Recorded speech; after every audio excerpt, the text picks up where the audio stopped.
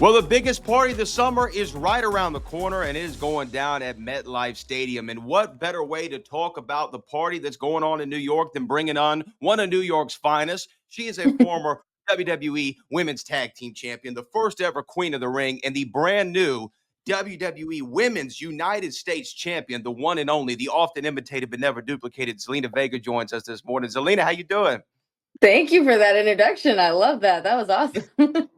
Look, congrats. Congrats on the championship. You know, the first singles title that you've held. You had so many accomplishments in the WWE. There's been a groundswell of support, I feel like, from you for you on the internet for quite some time. And it's boiled over into arenas around the world. And now you have that championship on your shoulder. When that 1, 2, 3 hit and they said and new, what was the first thing in your mind?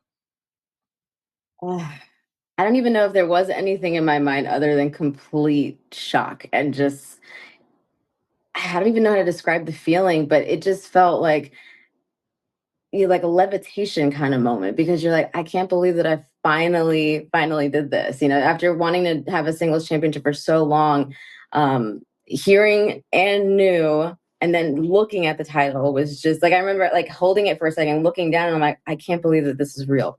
You know, so it was just a mind-blowing, just completely incredible moment. And you know, again, it made it even that much better that I felt like the fans had finally kind of lost it a little bit too because if we're being real about it, it was a while before I had won a match, but also had bring gold home for however long since obviously the tag team championship. So I think they were all ready for it, and then getting to hear at the corner "You Deserve It" was just the cherry on top. Like it was amazing, and I'm so glad that the fans stuck with me no matter what, even if there wasn't anything necessarily to celebrate. After all my losses, they just were so unconditional with their love and support, and I'm really really grateful. And I love my ZB Army so much.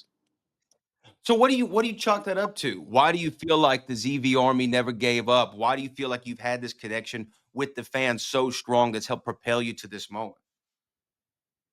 Well, to be honest, I'm super, super big on like being authentic and being genuine. And there's one thing of being who you are on TV, but what they're seeing on TV is me. Like it's 100%. Like I have no problem putting my heart out there and saying this is who I am. Like take it or leave it. But also, it's something that I want people to identify with because this was my life. This is what I've wanted to do since I was 4 years old. And if someone like me who's been told a million times, I remember my first tryout with WWE was in 2010, and I had been told no all the way to 2017, to push through and not let anything or anyone dictate your life or your path.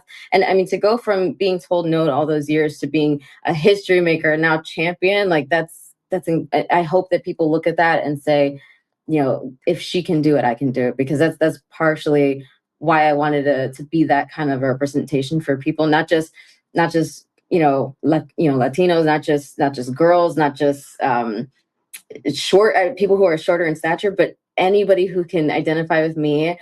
I wanted to be that representation for them. Even my gamer and nerdy friends out there. So it's fun to pull that in also, like with the anime stuff that I do or the gaming stuff. Like we're more than just, I'm more than just a New Yorker. I'm more than just Puerto Rican. Like she can like other things too. And wow, I actually do also. It's nice. What's interesting is, I've gotten obviously to work with Booker T down here in Houston for quite some time, 12 years. He brought the United States Championship. Yeah, you gotta love Book. He brought the U.S. title to WWE back when WCW closed down, and he said that he always thought about the people. And he knew who he represented, but he also wanted to represent everybody. And I think you Yeah. just hit on that, especially with the United States Championship. You represent the country, but we got to talk about it. SummerSlam, New York, New Jersey, MetLife Stadium. You're a proud New Yorker. The OG version of that title used to have the Statue of Liberty on it. So it only makes sense that a New Yorker is walking into the biggest party of the summer, SummerSlam. It only makes Yep. sense. It fits right. What does it mean to you? Because we know you're going to have the title going into SummerSlam. Nobody's taking that off your shoulder anytime soon. So you're going to walk into SummerSlam as the champion. What does it mean to do it at MetLife? Oh my God. I think you said it exactly how my heart sees it, is that it feels right. It just feels so right. And to be able to, when I first won the title, the very first thing that I did, was book a flight to New York, because I wanted to make sure that I took the title to the 9/11 memorial and brought it to my dad's name, because that is ultimately what this was all about. The whole reason I started this journey was because of him. And it's nice to have the feeling of being a New Yorker to bring into this, but bringing like just my family along for the ride. And I know that they can all come to this one, which is really great. It's where I grew up. My family still all lives in Queens, so it's just even more special because I've wanted to do this for and with my family, and I get to do that. And I think ultimately, you think about the United States Championship, and of course, no one says that any one championship is more important than the other, but I have a way of thinking of this as like I need to fight for this now. Like I want to take this championship everywhere. We just had the merger with AAA, so I want to take it there. I want to take it to NXT. I want to take it to TNA,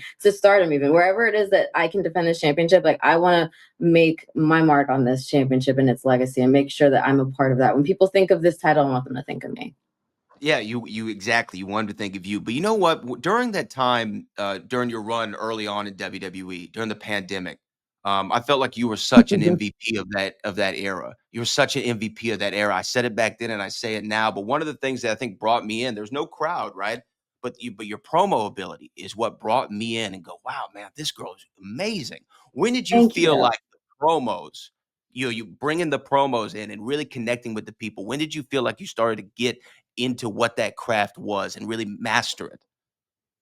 So I'm gonna say something that I spoke to with Paul Heyman about this, because obviously he gets this whole like, if you're from New York, that's just what you're born with. Like that kind of wit about you, that kind of like, you have to be quick with it. You have to be quick with it. You have to be like sharp with your tongue. Like you just have to be. And I think that especially because I was smaller, I knew right away, like if I wasn't gonna break you down physically, I was gonna make you feel this small. So ultimately it was something that I always kind of carried with me. But NXT is where they let me kind of be me and just let it blossom and allow me to become the jerk that I wanted to be.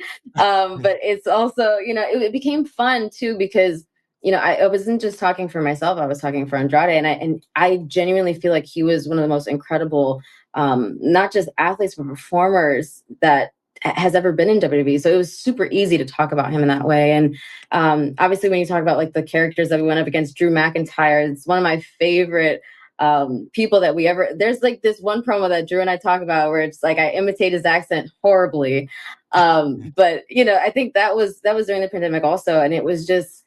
I don't know. They just gave me more and more because they started to trust me more, and they were like, "Okay, you're going to be a part of 6 out of however many segs tonight. Have fun with it, And it's like, we're just going to let you talk. And I'm like, this is great. Now I could just, there's no restrictions. I could be a jerk if I want to. I can be cool if I want to. I can be funny if I want to. And, I think it was just exploring the different sides of Zelina is really where it came out. We can't wait to see you walk into MetLife Stadium with that United States Championship around your waist and defend it against who? We'll have to see. I'm sure there's some dream matches out there. I've seen some people say Zelina versus Trish. They said Zelina versus Chelsea rematch. Love that. They said Piper Niven. They've said there's so many names. People from Yeah. NXT. We'll see what happens. But one thing I want to ask you before I get you out of here is look, we're both December babies from the 90s. All right. We had a lot of great experiences coming up and a lot of great music for the young ones out there, you need to put them on game. What is your quintessential late 90s, early 2000s playlist? Just give me a couple names of people to check out, who they need to listen to. Definitely Aaliyah. Anything Aaliyah, I will always say that as my girl. Anything from her, especially during that time frame, was just top. Like she's influenced so many other people, like in the game now. I can only imagine where she would be right now. But Aaliyah, absolutely. Anything from her. And I got to bring it back to New York, really. So LL Cool J. You think of like Round the Way Girl, like that's my jam. You talk about Nas, like he's from Queens, so it's just a thing that that whole crew. It's just you even think about Genuine, like just a that's hard. That's a really difficult one because I love anything Aaliyah. So it's like whoever she was connected to, Tim, Missy, so that whole group for sure. That whole group. Well, you know what? There's going to be a lot of music blaring in New York City during SummerSlam weekend in celebration of a successful title defense from Zelina Vega. Zelina, we really appreciate you stepping inside and giving us a little bit of your time. And congratulations on all your success. Thank you so much. That means so much to me. I appreciate it.